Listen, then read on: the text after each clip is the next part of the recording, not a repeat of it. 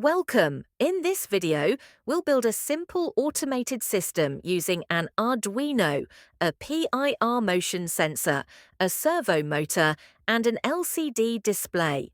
Here's how it works. The PIR motion sensor detects movement, the servo motor responds by opening or closing a mechanism, and the LCD displays status updates.